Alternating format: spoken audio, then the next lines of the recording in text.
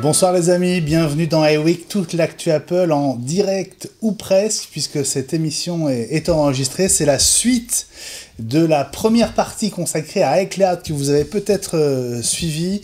On s'est dit qu'une heure ne suffirait pas et on a bien fait parce que à la fin de la première émission, on n'avait pas atteint la moitié de notre programme. Du coup, on vous retrouve pour cette deuxième partie avec les mêmes, l'équipe qui gagne forcément, on prend les mêmes et on recommence avec grand plaisir. Il vient de l'Ouest américain, c'est Jean-Christophe Ving. Salut Jean-Christophe. Rebonsoir à tous, c'est sympa de se retrouver pour une deuxième semaine pour parler d'iCloud. Et comme c'est écrit, tu n'es pas du tout en duplex de San Francisco, c'est juste un clin d'œil à... Voilà, j'ai la chance d'être en duplex depuis le plateau pour 2 semaines de suite. Voilà, tu es en studio avec nous et c'est très sympa de te recevoir en chair et en os pour une fois. À côté de toi, Fred Blaison. Bonsoir Benjamin. Salut, expert en sécurité. Toujours. Et on va avoir besoin de toi ce soir parce que on va aborder la question de la sécurité des datas. Je ferai de mon mieux pour vous éclairer. Et on sait que tu feras de ton mieux. Avec vous et avec nous les amis, deux des visages incontournables d'iWeek. D'abord sur la Côte d'Azur, c'est Eli Abitbol. Salut Eli. Namasté. Namasté, comment vas-tu ? Écoute, très bien. Bonsoir Benjamin, bonsoir l'équipe, bonsoir tout le monde. ravi de continuer cette émission et de pouvoir vous révéler tous les secrets les plus cachés d'iCloud. Et il y en a, on a commencé à le voir lors de la première partie et il y en a encore d'autres à venir. N'est-ce pas Gilles ? Salut, comment vas-tu ? Ça va, je te remercie Benjamin. Je suis ravi d'être devant le non-hologramme de Jean-Christophe qui est là en chair et en os. Donc. Exactement. Je peux confirmer. Les opinions politiques d'ailleurs. Voilà, c'est ça. Très bel hologramme. Très bel hologramme, très réaliste dans le studio de Watch TV. Alors, je vous rappelle que si vous êtes en direct avec nous, c'est un peu compliqué à comprendre. Cette émission est enregistrée parce que nous ne pouvions pas la faire en direct, mais nous la diffusons quand même sur Facebook Live pour vous permettre de participer et d'interagir. Et donc, si vous êtes avec nous au moment où nous enregistrons, vous pouvez nous envoyer vos commentaires sur Facebook Live, facebook.com/watchtv, et vous pouvez aussi nous envoyer vos messages via Twitter avec le hashtag iWeekTV que vous connaissez. Ce sont vos rendez-vous désormais familiers. À la fin de la première émission, Fred, on était en train de s'intéresser au premier contact avec iCloud, et on était parti dans une explication assez complexe finalement sur la stratégie à adopter par rapport à cet identifiant Apple. Allez, un petit rappel, qu'est-ce que tu nous conseilles de faire quand on est justement sur cet écran, par exemple, sous iOS, au moment de l'installation de son iPhone ? Si on ne dispose pas encore d'un compte Apple ID, donc on n'a pas la possibilité de se connecter tout de suite à iCloud, et qu'on doit créer son propre Apple ID, je pense qu'il est recommandable d'utiliser un nom, ce qu'on appelle un login, un nom d'utilisateur qui sera facilement mémorable pour l'utilisateur, et d'utiliser comme messagerie de courrier électronique sa messagerie de courrier électronique principale, utilisée au quotidien. Donc, bien sûr, on n'utilisera pas la messagerie professionnelle, mais la messagerie personnelle, de manière à, lorsque l'on a besoin de récupérer un mot de passe ou de recevoir des informations, comme des tickets, si j'ai bien retenu ce que me disait Jean-Christophe tout à l'heure, utiliser une adresse mail qu'on va interroger régulièrement tous les jours. Et une dernière petite recommandation sur le choix du mot de passe, qui est aussi très très important.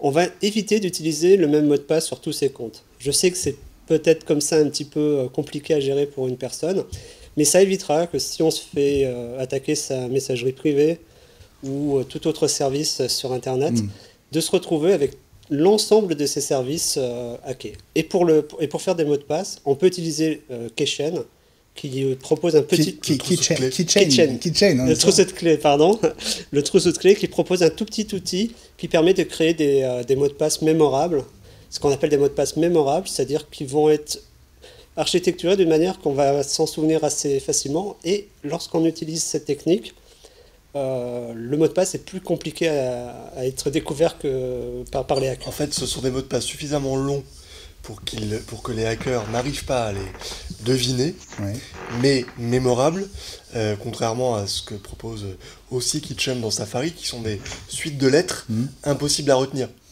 Là, on a... Oui, c'est ce qu'on voit d'habitude. Hein. Voilà. Et surtout l'intérêt, c'est que les brute force, qu'on appelle les brute force, c'est-à-dire que ce qui va être utilisé par les hackers, si c'est des chiffres, des suites de chiffres, ils auront tendance à leurs algorithmes auront tendance à les deviner de manière plus simple que si vous utilisez par exemple un mot de passe du style Smarty 780 point d'exclamation youpi. Donc vous pouvez tous essayer d'accéder à la boîte aux lettres de Fred Blaisan. Je vais peut-être le changer directement. Voilà. Alors juste parce que tu parlais de login tout à l'heure, un login pour moi c'est pas une adresse mail. Là en l'occurrence, un Apple ID c'est toujours une adresse mail. Voilà, c'est là où ça devient un peu compliqué par rapport à ce sujet. C'est-à-dire que vous allez être obligé d'utiliser... C'est pas Toto24. Voilà, c'est pas Toto24. Donc ce sera mieux, je pense. Après, il y a un débat contradictoire et qui est respectable. Moi, je pense qu'il est plus simple d'utiliser son adresse de courrier électronique principale, centrale, celle qu'on va relever tous les jours, plutôt que de créer une énième adresse en iCloud.com que l'on ne va pas les relever. Et si on a besoin de récupérer un mot de passe, si on a besoin d'accéder à des informations spécifiques à iCloud, on va chercher dans sa messagerie principale où sont le lien, etc. Et donc ça peut être vite un fourre-tout assez complexe. Je parlais la semaine dernière de tickets de caisse. Il faut savoir que quand on s'abonne, par exemple, à des publications ou à des services sur un iPhone à travers l'iTunes Store, quand l'abonnement va être renouvelé, l'iPhone ne vous prévient pas, il n'y a pas d'alerte, il n'y a pas de notification au sein de l'iPhone, c'est un mail qui vous dit « Attention, votre abonnement au service bidule ou à la publication... Apple Music, par exemple. Voilà, donc c'est le seul moyen... Qui va arriver sur l'adresse mail qui sert d'Apple d'identifiant Apple. Voilà. D'où l'intérêt de bien le choisir. Elie n'est pas d'accord. On n'est pas.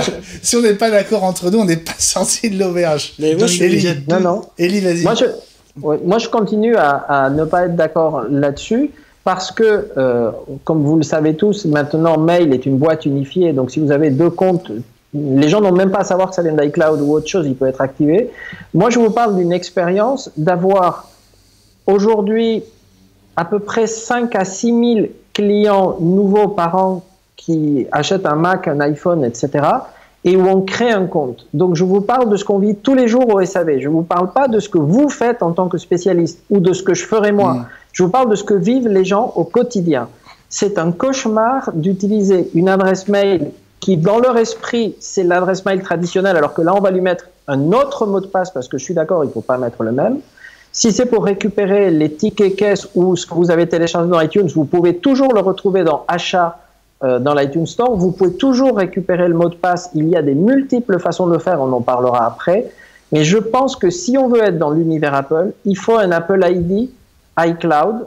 Et honnêtement, le fait de recevoir quelques mails unifiés ne sont pas un problème. Moi, c'est comme ça que je le conseille à mes clients ayant vécu l'expérience des comptes mail différenciés. Mais ceci est mon avis professionnel. Est-ce que je peux voudrais dire un truc. Est-ce que je peux poser une question? Oui, Gilles, attends, on vient vers toi dans un instant, Gilles. Elie, est-ce que tu ne penses pas qu'en suivant c'est une position et un conseil qui est plus que respectable, voilà. Mais si Apple change dans 3 ans de nom de domaine, est-ce qu'on ne va pas se retrouver dans la même situation que des gens comme moi, par exemple, qui ont un Mac.com et ça ne marche plus, en fait. Mais ce que je veux dire, c'est que... Non, honnêtement, je pense que les alias sont faits automatiquement. Moi, j'ai un compte en Mac.com, mais j'ai un alias automatique en Mi.com, parce que j'ai la même adresse en Mi.com, et j'ai la même adresse en iCloud.com. et je peux utiliser n'importe lequel de ces identifiants parce que ce sont des alias.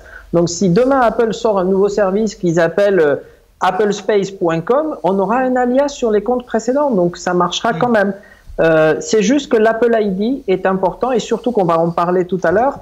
Est-ce qu'on est obligé d'utiliser le même Apple ID iCloud.com pour le Music Store ou l'iBook Store ou autre chose? Non, pas forcément. On peut, évidemment, c'est le plus simple, et ça, c'est ce que je conseillerais, mais on pourrait avoir un identifiant totalement différent pour l'App Store, pour l'iBook Store, pour l'iTunes Music Store ou pour Apple Music. Alors, ce n'est pas obligatoirement le même. Alors oui, parce que, bon... déjà choisir le bon Apple identifiant, voilà, quand il en faut un, c'est compliqué. Il y a un écran qui, alors, je crois pas qu'on va le voir là, mais quand on fait l'install, il y a une petite ligne, il y a un lien, si on veut créer 2 identifiants différents pour l'iTunes Store et pour iCloud. Qu'est-ce qu'il faut faire? Est-ce que vous conseillez le même ou 2 différents? Le même. Bah, moi, je conseille le même. Aussi. Le même. Moi, je conseille le même et le two-factor, ce qu'on appelle le two-factor pour la sécurité on y viendra. Mais non, c'est un cauchemar. Tout l'enjeu de iCloud, Apple ID, c'est l'unification. L'enjeu, et encore une fois, Apple n'est pas pionnier dans ce domaine, ça reprend ce qu'avait lancé Microsoft il y a 15 ans sur le même principe, où vous avez une adresse live qui est utilisée pour tous les services de Microsoft. Google, évidemment, fait la même chose avec les adresses Google qui sont... Enfin, l'identifiant Google qui est réutilisé partout, Google Image, Google Drive. Multiplier les adresses, c'est multiplier, comme le disait Eli, les mots de passe, c'est multiplier... c'est rendre l'unification extrêmement difficile. Aujourd'hui, c'est se priver... iCloud et Apple ID sont des choses suffisamment complexes. Au moins, prenons une seule et même adresse pour tout faire. Ouais. Donc, y compris pour Apple Music. Oui. Oui, mais pourquoi voilà. Vous êtes tous d'accord? Est-ce que vous êtes tous d'accord? Oui. Pourquoi le débat sur cet Apple ID, adresse usuelle ou pas? C'est parce qu'il y a deux risques principaux de se faire pirater ses données personnelles et son compte. C'est soit quelqu'un rentre et profite sur un site et profite d'une faille pour voler un certain nombre de milliers ou de centaines de milliers de données personnelles, de mots de passe et d'adresses, comme ça puisse produire chez Amazon, et à ce moment-là tente de les exploiter ailleurs, soit on est visé en particulier et on essaie le hacker, le pirate, essaie d'utiliser ce qu'on appelle l'ingénierie personnelle, c'est ça? Sociale. Fred. Oui, et à collecter, on est visé en particulier, va collecter toutes les informations personnelles que l'on risque de semer sur le web de ci, de là, et essaie de récupérer le mot de passe à partir de l'adresse personnelle et des réponses aux questions personnelles qu'on a pu rentrer. C'est pour ça que Apple met une identification en deux parties, en deux étapes. Donc, soit Fred... On verra tout à l'heure. Soit Fred, soit Eli cherchent à dédoubler les adresses pour éviter que, à partir d'une seule, on arrive à faire coup double et à récupérer l'identifiant Apple en même temps que les données personnelles qui sont inhérentes à la boîte perso usuelle. Juste compliqué. Pour vous qui nous regardez sur Facebook Live là, pour l'enregistrement, dites-nous, soit sur Facebook, soit avec le hashtag iWeekTV sur Twitter, est-ce que vous avez le même identifiant pour iTunes, pour iCloud et pour Apple Music éventuellement, et quel est votre identifiant? Est-ce que c'est un .mac? Est-ce que c'est un Gmail? J'ai vu que Céline avait un Hotmail comme identifiant. Est-ce que c'est un mi.com? Dites-nous, là, ça nous intéresse de savoir. Je voudrais juste rajouter un petit point. Je prétends pas avoir raison et je pense que l'alternative est valable aussi. Moi, c'est un conseil de facilité pour les nouveaux utilisateurs. Si on n'utilise pas une adresse iCloud, d'ailleurs, quand on veut activer Note, le système répond que c'est pas possible et il crée un alias iCloud automatiquement. Sinon, il ne veut pas synchroniser les notes. Si. Vous avez déjà des adresses iCloud, donc vous ne le vivez pas. Et l'autre chose, c'est que après, on met de la confusion dans l'esprit des gens. Moi, je parle des utilisateurs. Nous, on a des mamies de 80, 85 ans qui découvrent Internet. Et quand on leur dit, Apple leur pose la question, quelle est votre adresse iCloud? Elles ne pensent pas à leur adresse Wanadoo. Et dans leur tête, ils ne savent pas du tout où ils sont. Donc, quand on s'adresse au service Apple et au service iCloud, par pitié, utilisons une adresse iCloud. C'est logique, quoi. Et C'est vrai. C'est vrai. Et alors, pour renverser un peu ma position, le problème à utiliser un Apple ID comme adresse personnelle, c'est que Gilles parlait d'ingénierie sociale. Au contraire, utiliser une adresse personnelle comme Apple ID. Non, justement. Ah. Non, je dis, moi, c'est pas ce que je fais, c'est pas ce que je recommande, mais ça a effectivement un impact en termes de sécurité assez important. C'est que les pirates, en général, vont d'abord essayer d'identifier votre adresse email. La meilleure façon de le faire, c'est d'envoyer un spam. Et donc, vous avez régulièrement, si vous utilisez un Apple ID, vous verrez que parfois, on reçoit des emails avec plein d'adresses en clair qui ressemblent à la vôtre à quelques caractères près.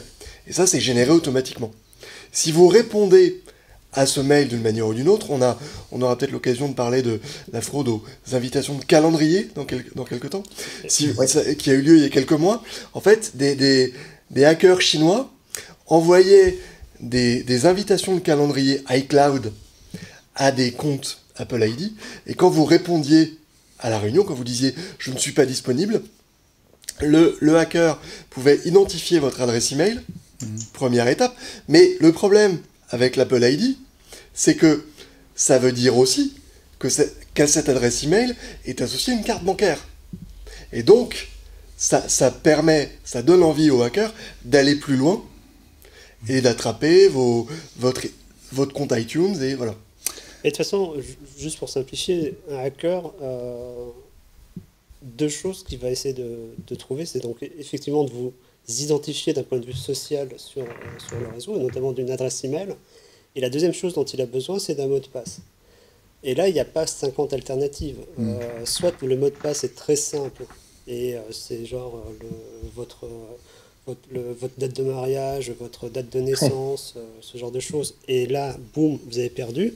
Soit le hacker est au courant d'une faille 0D qui permet d'exploiter une faille dans le service auquel il veut pénétrer. Et là, c'est encore plus chaud. Mais ça, c'est vraiment très très rare. Donc c'est vraiment le mot de passe. Reste vraiment pour moi, peut-être que d'autres personnes penseront différemment, mais pour moi, la part la plus critique de sa sécurité, notamment dans iCloud. Et surtout, ne pas laisser son mot de passe sous son clavier, dans son pot de... Parce qu'il y a beaucoup de gens, on verra sur les claviers les mots de passe posés au stabilo et tout, et ça, c'est aussi une autre part... Il faut éviter. Alors, dans un instant, on va continuer à avancer sur le dossier iCloud, dans cette deuxième partie de cette spéciale. Sébastien, qui a peut-être eu le temps de finir de faire cuire ses pâtes, vous demande, est-ce qu'on peut connaître la date d'ouverture de son compte iCloud? Est-ce qu'il y a un moyen? Je ne sais pas pourquoi il aurait besoin de le savoir, mais peut-être nous le dire.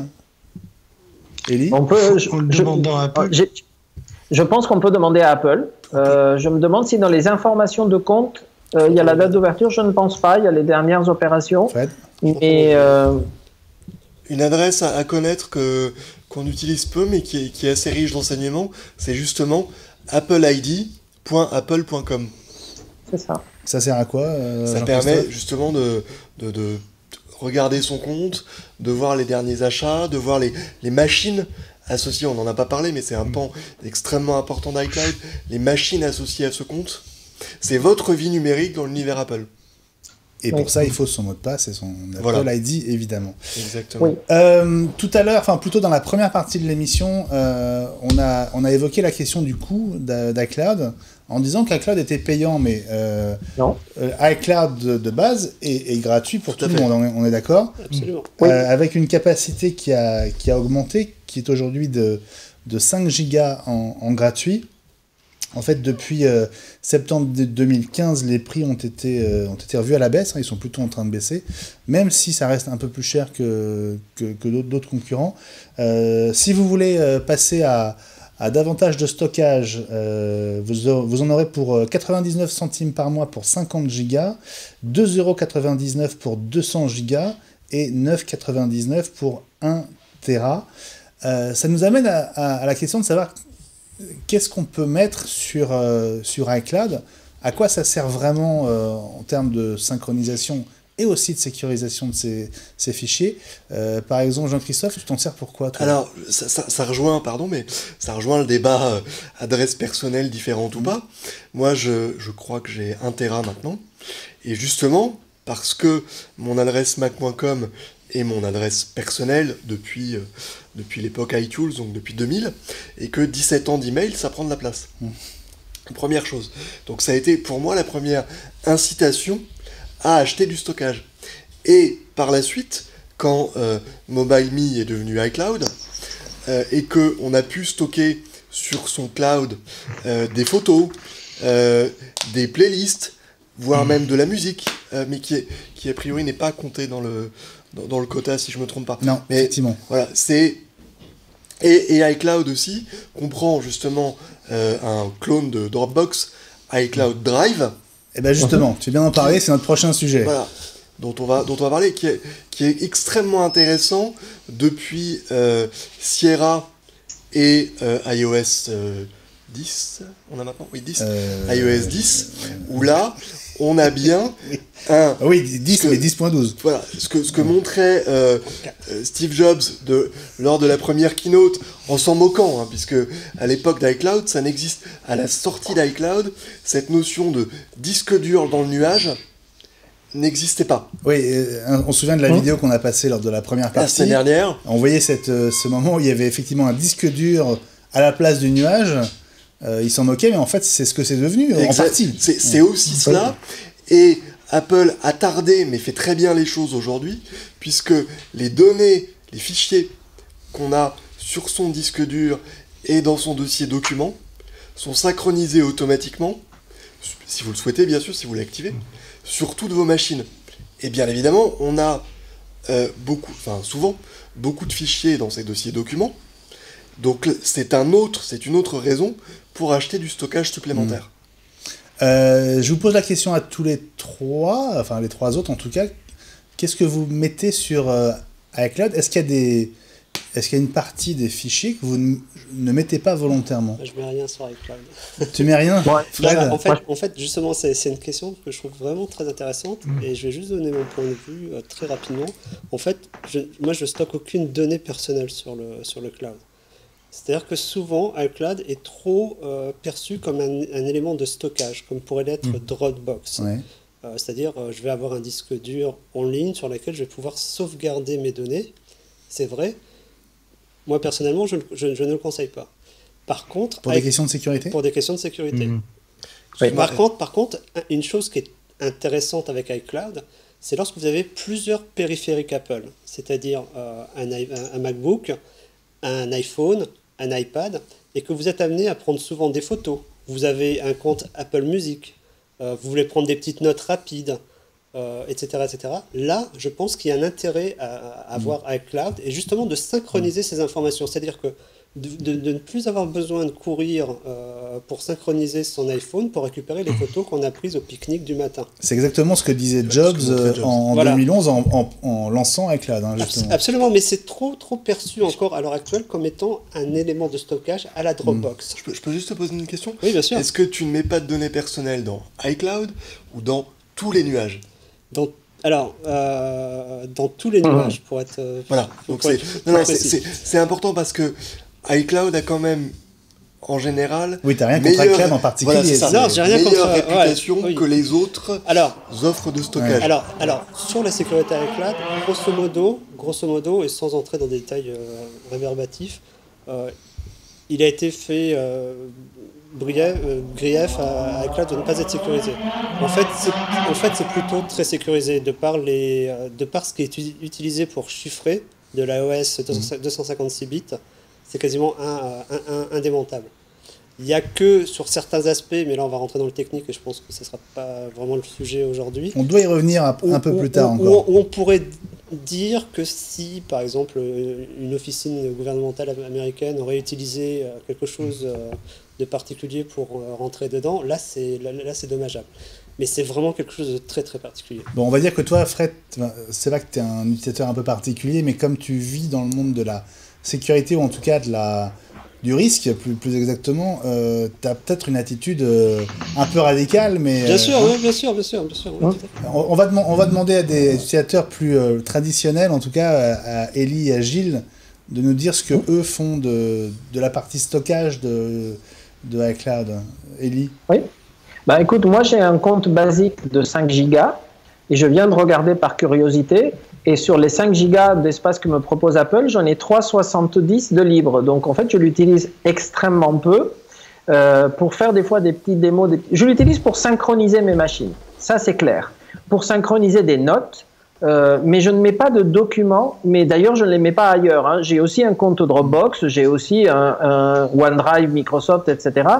Mais ponctuellement, je peux passer un document dont je vais avoir besoin. Donc mais ça va être un document Word. Et puis une fois que je l'aurai récupéré, je vais l'enlever. Mais mon utilisation est un peu particulière aussi parce que où que j'aille, j'ai mon MacBook Pro 15 pouces avec moi, même quand je suis en vacances, même quand je suis en déplacement pour la journée. Donc j'ai quand même, peut-être pas tous mes documents, mais une énorme partie des documents dont j'ai besoin avec moi et que je sauvegarde bien sûr quotidiennement sur des choses en local. Mais j'irai pas mettre tous mes documents. C'est pas pour un problème de crainte. Hein. Je pense qu'iCloud est extrêmement sécurisé. C'est juste que c'est plus rapide quand c'est en local sur mon disque. Hein. Ouais. Donc je synchronise évidemment et je backup mes iDevice sur mon ordinateur et pas sur iCloud, qui est une chose que je conseille. Voilà. Gilles, quelle est ta politique, toi, à titre personnel? Comme Fred, en fait, à ceci près que, comme j'utilise mon adresse Apple comme en général comme une adresse perso, j'ai du mail dessus, mais sinon c'est uniquement les contacts et puis les notes. Et je vais même dire un truc en plus, on va sûrement en reparler. Je n'ai pas rentré de carte bleue dans iTunes depuis le départ pour des raisons de sécurité, et je fonctionne à partir de cartes iTunes. Je me fais une pelote d'environ prépayée d'environ 30 à 40-50 euros pour pouvoir faire des achats éventuellement d'applications, mais il n'y a pas de carte bleue rentrée pour éviter les détournements. C'est vrai qu'on peut rappeler qu'on peut créer un compte iTunes sans carte bleue, n'est-ce pas, Élie? Oui, absolument. En téléchargeant une appli gratuite, par exemple, ça permet de le faire. D'accord. Ça permet aussi d'ouvrir un compte sur un iTunes Store, pas forcément français. Exactement. On peut l'enlever sur l'iTunes Store américain. Hein. Voilà. C'est un point qu'on n'a pas abordé sur l'Apple ID et sur iCloud, c'est que ils sont attachés à un pays. Pour des questions de droit et de taille de marché. En fait, on parle de l'App Store et de l'iTunes Store, mais en fait, il faudrait mettre ça au pluriel parce qu'on en a un par pays. Ouais. Et pour, comme le disait le synthé tout à l'heure, moi je vis à San Francisco, et donc j'ai obligatoirement 2 Apple ID, un pour ma vie américaine, un pour ma vie française. Pas pour, justement, les données, mon Apple ID principal reste le français, mais les achats sont faits avec un Apple ID américain parce que beaucoup d'applications qui sont limitées au marché américain, notamment l'application de visualisation de télévision, ne se trouvent pas sur l'iTunes Store français. Donc on est obligé d'avoir les deux qui coexistent, ce qu'Apple, pour l'anecdote, fait très mal, sauf sur l'Apple TV, et ça je veux ça sur toutes les machines. L'Apple TV est la seule machine aujourd'hui qui permet d'avoir 2 comptes Apple ID, 2 comptes iCloud en même temps, cochés en même temps. Je sais pas pourquoi c'est sur l'Apple TV, mais ça va dans le bon sens. Un point, pardon, tu parlais de stockage. J'aimerais qu'Élie nous explique, c'est pas un procès, mais pourquoi est-ce que tu ne backup pas tes machines dans le cloud. Parce que pour le coup, moi, c'est une fonction que je conseille à tout le monde et qui, justement, m'a fait acheter plus de stockage. Vous mettez votre iPhone ou iPad en charge la nuit. Le lendemain matin, vous débranchez votre iPhone. Il a été backupé sans que vous fassiez rien. C'est crypté sur les serveurs d'Apple. C'est une image. Donc, c'est pas aller chercher vos données petit à petit. C'est l'image monolithique qui est cryptée.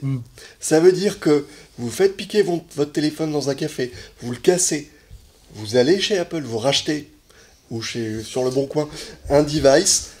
1 heure après, vous récupérez votre iPhone exactement le même, avec vos photos. Avec l'option restaurer à partir d'iCloud. Oui, exactement. Avec vos photos, vos iMessage. Encore une fois, c'est ce que je disais la semaine dernière, votre vie, l'intimité de votre vie, qui est backupée, c'est encore plus simple qu'avec un Mac et Time Machine.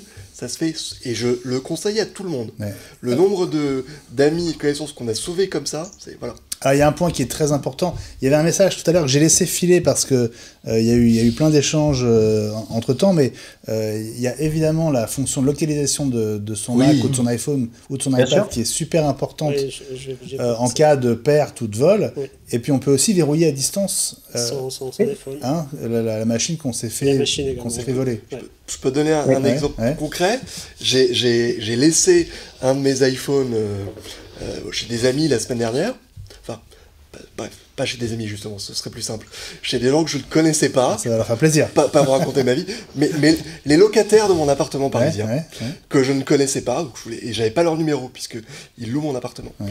J'ai découvert la fonction que j'avais jamais utilisée, mettre en mode perdu. Vous pouvez, en mode perdu, indiquer le numéro pour qu'on vous rappelle, et il y a un bouton sur l'iPhone qui permet aux gens qui l'ont trouvé d'appeler le numéro que vous avez laissé, sans rentrer de mot de passe, sans rien. C'est génial. C'est génial. Bon, ça fait partie des fonctions vraiment chouettes. Localiser votre iPhone. Moi, ça m'est arrivé une fois de l'oublier dans un restaurant. Comme ça, tu peux ensuite... alors, de mémoire, il avait été récupéré par le restaurateur qui avait fermé le temps que je revienne, et qui habitait à 50 mètres. Et donc, j'ai vu mon iPad qui se déplaçait dans la rue. Et donc, j'ai pu retrouver le propriétaire du restaurant qui était en train de marcher dans la rue adjacente. Et donc, j'ai récupéré mon appareil comme ça. C'est super pratique. Je vous demandais ce que vous mettiez sur iCloud. Je devrais dire sur iCloud Drive, en fait. Oui. Mais c'est pour ça que j'ai fait le distinguo entre les deux. Alors, juste pour préciser, donc, iCloud lancé en octobre 2011, iCloud Drive lancé, si je ne m'abuse, en 2014, lors de la WDC, donc ça va pile faire 3 ans. 3 ans. Quand je dis iCloud Drive, je vois faire oui, mais non, pas vraiment. On est dans l'ambiguïté d'iCloud, qui est iCloud Drive, c'est Dropbox. C'est un disque dur dans le nuage, dans lequel on met des fichiers à la main. L'autre partie, donc un par un, l'autre partie d'iCloud synchronise vos photos, synchronise vos backups de manière transparente, sans action positive de l'utilisateur, sans qu'on n'a pas à copier ces photos dans iCloud Drive, on fait rien. C'est automatique. C'est ça qui est vraiment intéressant et magique. Alors, c'est une résurgence, quoi. Ouais. Alors ça concerne quand même. Alors justement, il faut qu'on distingue, on va dire, la partie vraiment transfert de fichiers finalement, qui va ressembler à Dropbox, et puis toute la partie synchronisation des applis qui sont des applis Apple, dont la liste a augmenté justement dans un deuxième temps. Et Elise, ces applis, elles sont assez nombreuses, hein. Il commence à y en avoir un paquet parce que, en fait, la première chose, c'est évidemment le mail. Si l'onglet est activé, on stocke les mails, on stocke les contacts, on stocke les rendez-vous, donc le calendrier.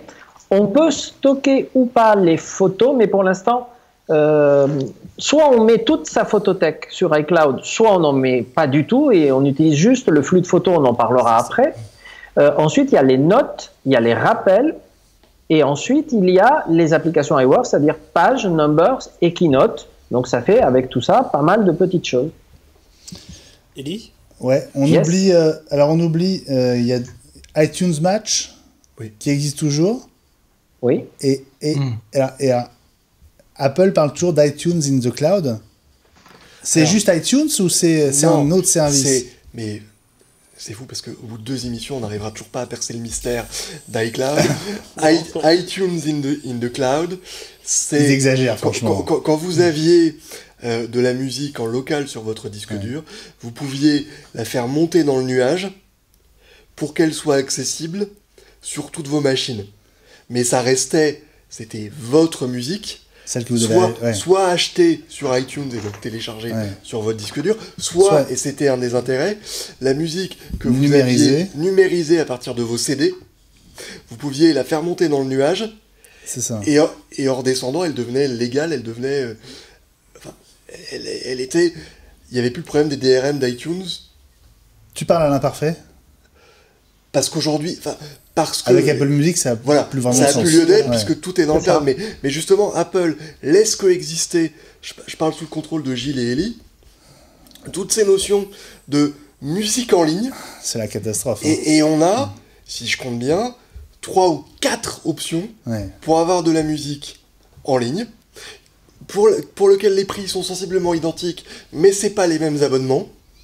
Parce que ce service-là dont tu parles, qui permet d'envoyer dans le cloud la musique qu'on a seulement numérisée, c'est un service qui est payant. Oui. Qui coûte environ $25 par an. C'est ça, hein? C'est ça.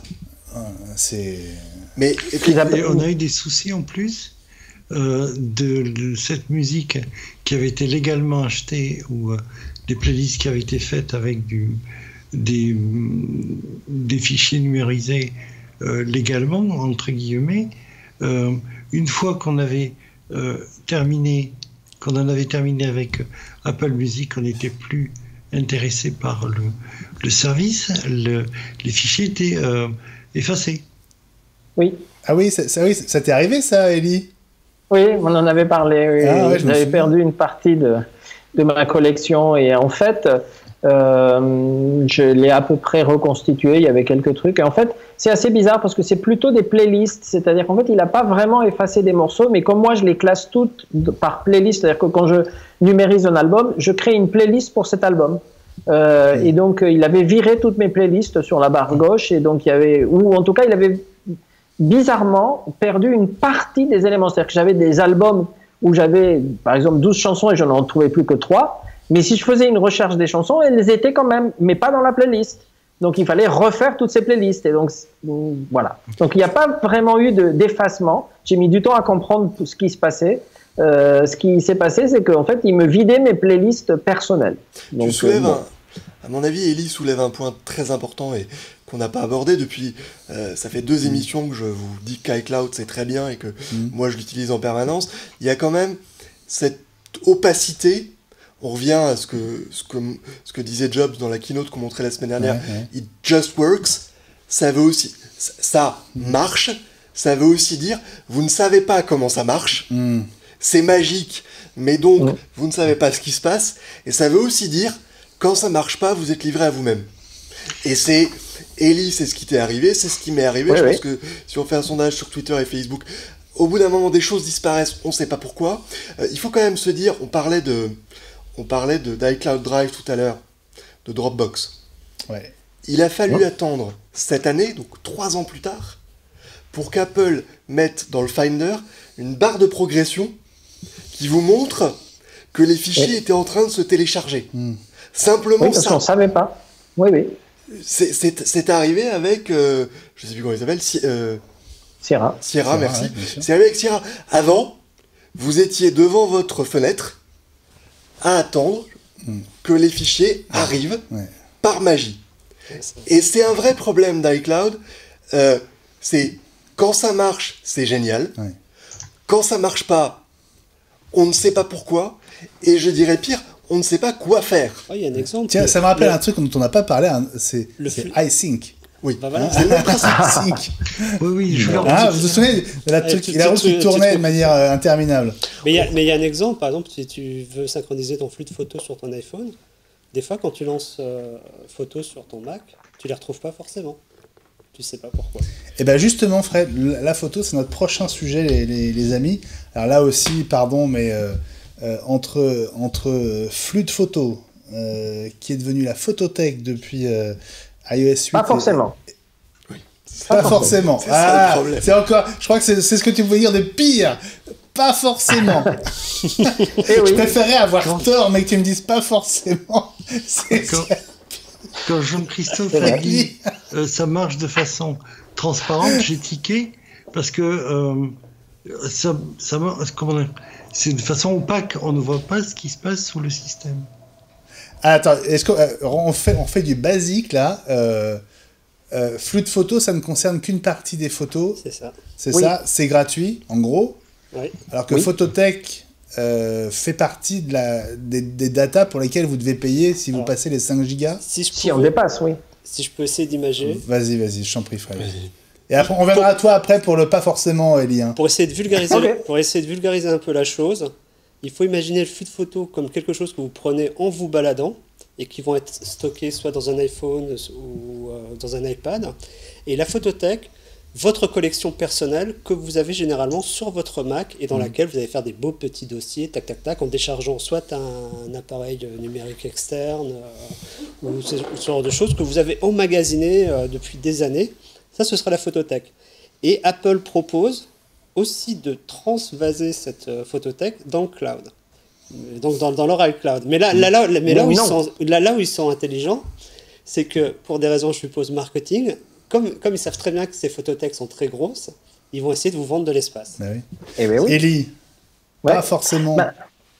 Oui, alors je t'explique pourquoi.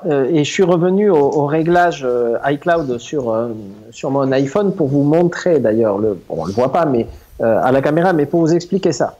Dans les réglages actuels, quand vous ouvrez photo, donc il vous dit « Voulez-vous la photothèque sur iCloud ?» Si vous dites oui, l'ensemble de vos photos est transféré sur des serveurs Apple et disparaît de vos devices puisqu'elles sont accessibles en ligne. Donc c'est une façon pour Apple et pour des utilisateurs qui ont des iPhones, par exemple 16 Go, il y en a de moins en moins, mais qui se remplissent assez vite avec des photos, de dire je récupère de l'espace sur mon iPhone puisque j'ai tout envoyé chez Apple.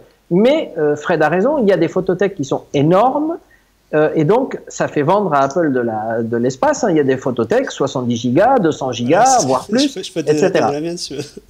Donc, oui, j'imagine. Combien Non, Dis-moi.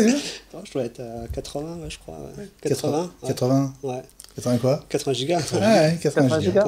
Oui, on a vu plus. Donc, si on ne choisit pas Phototech iCloud, du coup, on peut quand même activer, c'est la ligne d'après, mon flux de photos. Mon flux de photos fait que toutes les photos que vous avez prises avec votre identifiant Apple sur un de vos devices vont être transférées, comme par magie, sur vos autres devices. Donc, ça, justement, c'est le pas forcément, c'est que je peux ne pas avoir ma photothèque sur iCloud et utiliser comme iCloud comme juste un moyen de transfert. C'est-à-dire que ces photos ne restent pas forcément sur iCloud, sauf les 1000 dernières, toujours ce principe de précaution Apple, où ils gardent les 1000 dernières. Et en plus de ça, vous avez deux autres onglets, transférer les photos en rafale ou pas, bon, parce que maintenant on a la possibilité de prendre des photos en rafale, ça c'est pas obligatoire, et surtout partage des photos iCloud, et ça c'est un peu plus compliqué parce que vous pouvez choisir, normalement, généralement, depuis votre ordinateur, depuis l'appli photo, de partager avec des personnes différentes une partie de vos photos. Donc vous pouvez avoir un événement particulier que vous partagez en famille, et vous dites à qui vous le partagez. Vous pouvez avoir un élément, une journée, un salon que vous partagez avec les participants de ce salon. Et donc, les gens n'ont pas accès à toutes vos photos, mais uniquement à celles que vous avez décidé de partager avec une ou plusieurs personnes. Et voilà. Vous êtes d'accord, assez clair. Enfin, oui. Il n'a pas dit de bêtises. Non, le point, c'est que le flux de photos, je suis pas... tu as parlé de transférer. Non, le flux de photos, justement, permet d'accéder aux 1000 dernières photos, donc qui par définition changent dès que vous prenez les photos, donc c'est temporaire. Et on peut copier des photos depuis le flux de photos vers le disque dur d'un Mac. Mais c'est pas un transfert automatique. Ok, je peux poser une question qui fâche. parce que c'est un de nos derniers sujets, parce qu'il nous reste une grosse dizaine de minutes. Quand on veut pas que des photos qu'on prend avec son iPhone, par exemple, se retrouvent copiées sur tous nos devices, comment on fait? On décoche. On décoche. On décoche. Photothèque Le flux de photos. Flux de photos, on décoche tout. On décoche tout.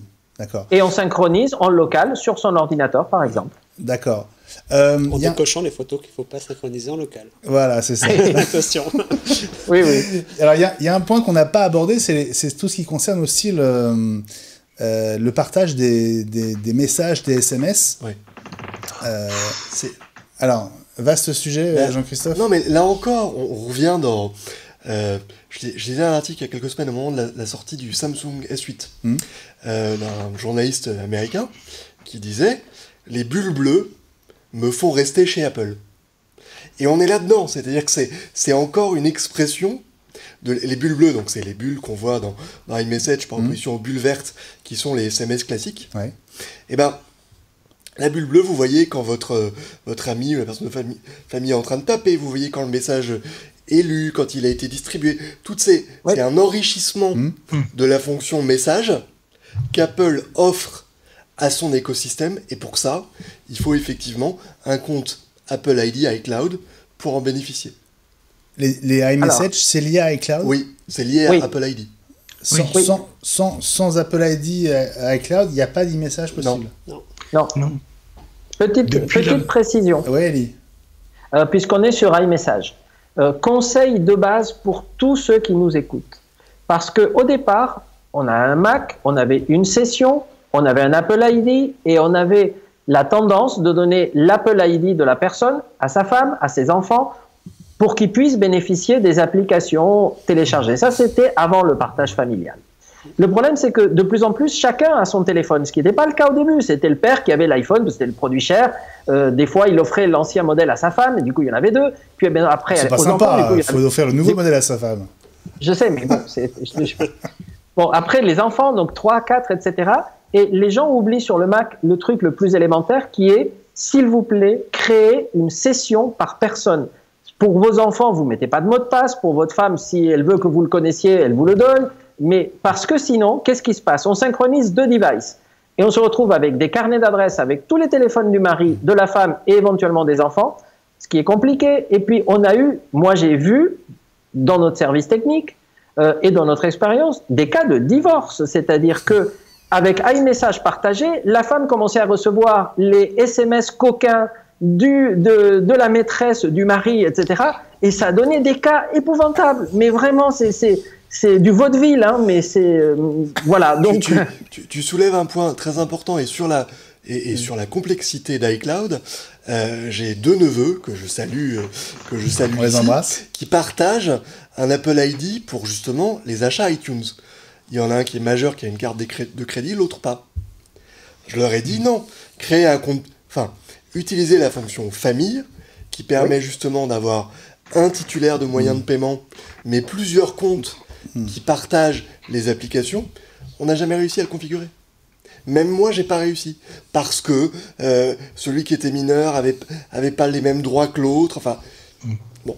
Et on est revenu au truc de base que Kelly dit qu'il ne faut pas faire, c'est ils ont le même compte iCloud. Ce qui fait que quand j'envoie un SMS à l'un, l'autre le reçoit. Ça me fait penser à une question qu'on nous a posée dans l'émission précédente. Que faire lorsqu'on revend son Mac ou son iPhone? Je pense que c'est important de... Absolument, c'est le prochain sujet. Hein. D'accord. Et que faire en cas de décès? Qu'est-ce qu'il faut dépluguer concrètement? Alors, moi je crois qu'il y a deux manières de voir la chose. Soit tu as envie de revendre le Mac ou l'iPhone tel quel, et tu essaies de décocher toutes les petites choses. Moi, ce que je conseillerais plutôt, c'est de restaurer son système. Sur un MacBook, iMac, donc physique, on va redémarrer sur la partition de sauvegarde. Et avant... Mais avant ça, est-ce qu'il faut enlever son mot de passe, désactiver? Si. Non, mais en fait, je vais donner un truc beaucoup plus radical. Lorsque vous redémarrez sur cette partition, avant de réinstaller macOS 10, vous lancez l'utilitaire de disque. et vous reformatez la partition sur laquelle se trouve votre système en fait. Mais ça, c'est quand on revend un Mac. Oui, c'est pas ce un que iPhone. justement c'est. Bah, un Mac ou un iPhone ou un Ou un iPad. iPhone. Ah non, c'est pas pareil. Alors explique-nous. Vas-y, continue alors. Et, Non, mais et donc ensuite, bon, il faut une connexion Internet parce qu'il va falloir retélécharger dans certains cas Ouais. macOS 10, mais ça va vous réinstaller un système propre. oui, Alors, mais si ça change rien pour l'iPhone. après, il y a deux, trois petites choses à savoir. Si c'est un disque dur physique à Non, disque, mais c'est pas vrai. Non. Parce que le compte iCloud dans lequel il y avait le Mac que tu vends va toujours afficher le Mac que tu as vendu. Oui, avec Même son si adresse tu l'as Mac. Oui, c'est réinitialisé ça. de l'autre côté. Ah oui. Ouais. Donc Ouais, là, ok. il faut Oui, pas- ok. Il faut le retirer des surtout pas. appareils. Voilà. ouais, d'accord. Il ok. faut désactiver. Il faut Comment on fait Non, ça vous avez Comment on raison. fait faire tout ça, Non, alors, mais il vous faut avez- désactiver alors, iCloud alors, d'abord. alors, vous avez raison. Alors, moi, je pensais plus aux données, aux données sur la machine. Ah ouais. Par contre, Oui. il faut aller sur son compte Apple ID et désynchroniser le device. Ça, Faut oui. le retirer de la liste. Mais- Pour le quoi. retirer de la liste, oui. Oui, Mais bon, mais l'iPhone ou l'iPad, donc tout ce qui est iOS, mais je pense qu'ils vont l'étendre au niveau sécurité au Mac parce qu'il y a eu des vols et qu'Apple essaye de sécuriser au maximum ses machines. Il y a deux choses à faire. La première qui est indispensable, c'est décocher, localiser mon iPhone. Sans quoi, on ne peut strictement rien faire si on n'a pas le mot de passe de la personne. Ni nous, ni Apple, ni le FBI, on a déjà vu, ne peuvent faire quelque chose parce que dès qu'on va restaurer cet iPhone, le reformater en DFU, DFU c'est Direct Factory, donc c'est le mode usine, etc. Donc, dès qu'on va le mettre en marche avec un nouveau système téléchargé, il va dire cet iPhone a été activé avec, il donne les deux premières lettres de l'identifiant Apple et les deux dernières, qui généralement va être .fr ou .com, donc ça donne pas grand-chose. Si vous n'avez pas le mot de passe, ça s'arrête là. Il n'y a aucun moyen de restaurer ou d'utiliser cet iPhone ou cet iPad qui du coup reste à jeter. Donc, la première chose indispensable, décocher, localiser mon Mac, ça c'est l'étape 0. Conseiller quand même plutôt supprimer le compte iCloud, et donc évidemment il demande le mot de passe et il désactive localisé, et là en même temps il a viré toutes les données iCloud possibles et imaginables, dans lequel cas on peut dans tous les cas restaurer l'iPhone pour être tranquille. Donc moi je dirais... Mais tu es d'accord, Eli, que de toute manière, même si tu reformates le Mac ou l'iPhone, la personne qui va t'acheter le device, il n'a aucune possibilité de remonter sur ton iCloud. Non, aucune, mais il faut avoir décoché, au minimum localisé et conseillé le compte iCloud. Je suis d'accord. Ce qui... Dernier mot. Oui. Alors c'est pas très drôle, mais j'ai eu le cas il y a quelques semaines d'un décès où la personne évidemment n'avait pas communiqué n'avait pas eu le temps de communiquer son Apple ID, et effectivement les devices sont inutilisables. C'est dommage en termes de souvenirs, et bien entendu invendables, justement parce qu'Apple, même dans ce cas-là, a refusé de donner la paire login et mot de passe. Donc on a beaucoup parlé la semaine dernière de la vie numérique. Enfin, dans la première partie. Voilà, dans la première partie de la vie numérique, c'est aussi la vie numérique, ça s'arrête, et il faut parfois penser à ce qui va se passer après. Soit en communiquant votre mot de passe à quelqu'un de confiance, soit en le mettant dans vos papiers que de toute façon on trouvera après. Voilà, mais c'est des choses qui comptent. Je termine par Il nous reste un dernier note point. Pas très gay, mais... Ouais, non, c'est pas grave, c'est pas grave. Il nous reste encore un petit point à aborder. Il nous reste 3-4 minutes. On avait promis de refaire un point sur l'aspect sécurité des données. Et ce qu'on disait tout à l'heure, ou dans la première partie, je ne sais plus, c'est que on sait quand même globalement ce qu'Apple fait de ces données. Alors, on sait qu'elles sont chiffrées. Est-ce qu'elles sont stockées localement sur l'appareil de l'utilisateur, ou est-ce qu'elles sont stockées dans les data centers dont on a beaucoup parlé au moment de leur construction? Les deux en général. Les deux. Ouais. Ouais. En tout cas, elles sont cryptées partout. Oui. Ça, Oui. Fred, tu le confirmes? Oui. D'accord. Alors, ce qu'on sait en termes de stockage et de partenariat, c'est que Apple a lancé iCloud en s'appuyant sur les services à la fois d'Amazon, Amazon Web Services S3 et Microsoft Azure. Et puis l'an dernier, Apple a signé avec Google pour utiliser Google Cloud Platform pour une partie des services d'iCloud. Et Apple possède ses propres data centers, dont un très très gros qui se trouve à Maiden en Caroline du Nord. Et pourtant, il y a 3 ans, il y a eu cette fameuse affaire de photos dénudées de célébrités américaines.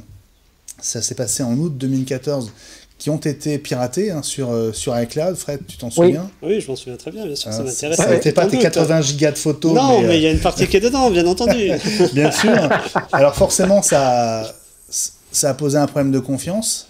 Oui, c'est surtout en termes d'image. Ça venait pas d'iCloud. Ça venait pas d'iCloud. Ça venait pas d'iCloud. Non. En fait, ce qui s'est passé, et justement tout à l'heure, je crois que c'est Jean-Christophe qui l'a dit très justement, ces starlets utilisaient comme Apple ID leur compte mail. Or, leur compte mail, pour des raisons évidentes, il était donné à leur secrétaire, parce que c'est pas elles qui relèvent leur mail. Donc, il y a des tas de gens qui peuvent changer de poste. Des fois, c'est des intérimaires qui ont accès. Il y a toute une équipe autour de ces starlets. Et qui doivent recevoir, trier, dire lequel est important, etc. Manque de peau, même mot de passe. Donc, il suffit qu'une intérimaire soit partie avec le mot de passe de la starlet ou que les hackers l'aient trouvé parce qu'il était simple comme le nom de leur dernier copain ou du dernier film ou leur date de naissance. Eh bien, ils accédaient non seulement au mail, mais ils accédaient aussi aux photos iCloud parce qu'elles étaient sur iCloud. Et donc, Apple n'y était pour rien, c'est juste qu'elles avaient une sécurité totalement défaillante. Ça revient à peu près à ce que je disais tout à l'heure, c'est d'avoir un maximum de mots de passe pour éviter qu'un hacker puisse accéder à tous vos services, et surtout essayer d'avoir des mots de passe pas facilement accessibles. Ouais. Alors, juste Jean-Christophe, parce que j'ai l'image sous les yeux, on vous parlait tout à l'heure de la sécurité à 2 étapes. 2 facteurs. Voilà. Bon là, typiquement, je voulais me connecter à mon compte iCloud sur un nouvel appareil, et donc le site iCloud m'a demandé de confirmer mon identité en envoyant un code sur un de mes appareils qui sont déjà authentifiés. C'est ça. Alors par exemple, le numéro qui se termine par 22, le SMS, c'est mon téléphone portable. Et donc en cliquant sur cette ligne, je recevrai un code qu'il faudra entrer dans la page pour pouvoir m'authentifier. C'est en train de se généraliser. Ça se généralise, et Apple, alors là aussi, fait les choses de manière très compliquée. C'est-à-dire qu'il y a eu l'authentification en 2 étapes, puis l'authentification en 2 facteurs. Ça a l'air d'être la même chose, mais c'est pas la même chose.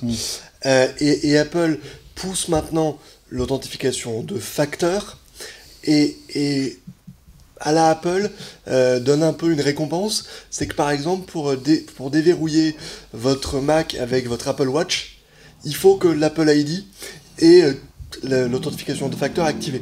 Donc c'est une manière de dire, voilà, faites-le, c'est bon pour vous, c'est bon pour la sécurité, et ça vous permet d'utiliser un outil sympa qui est le déverrouillage Apple Watch. Voilà. Très vite, Jean-Christophe. Avec une limite qui est que si vous vous connectez à iCloud.com sur votre navigateur, il va envoyer l'alerte d'authentification sur le même Mac.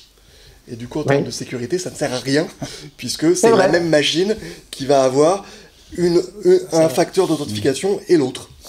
Bon, les amis, on arrive à la fin de cette deuxième émission spéciale consacrée à iCloud. Je voulais juste vous donner une dernière info.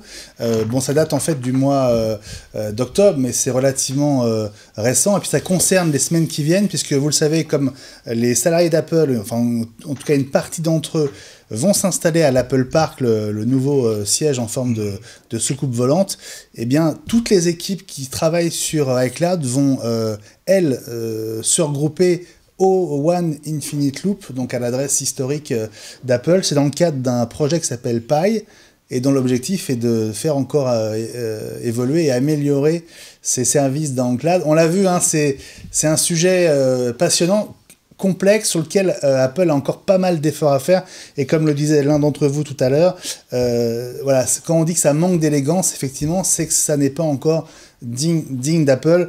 On va terminer sur ce message de Hafid qui nous dit Samsung c'est bien aussi. Bon, chacun a des qualités. En tout cas, on espère que ces 2 émissions spéciales vous auront permis de progresser sur la connaissance et l'utilisation de vos appareils, et notamment avec iCloud. Je voudrais remercier Jean-Christophe qui est venu de Californie C'était un plaisir. C'était très chouette. Merci à toi d'être passé par les studios d'iWeek. Salut Fred. Salut Benjamin. À très bientôt. Et puis à l'autre bout d'Internet, on salue Ellie. Merci encore d'avoir été là, Ellie. Avec plaisir. Salut et à bientôt. À bientôt dans iWeek. Et salut Gilles. Salut chat. Merci de votre participation tous les 4. Je vous dis à mercredi prochain à 20h pour un nouveau numéro d'iWeek sur Watch TV. Salut à tous.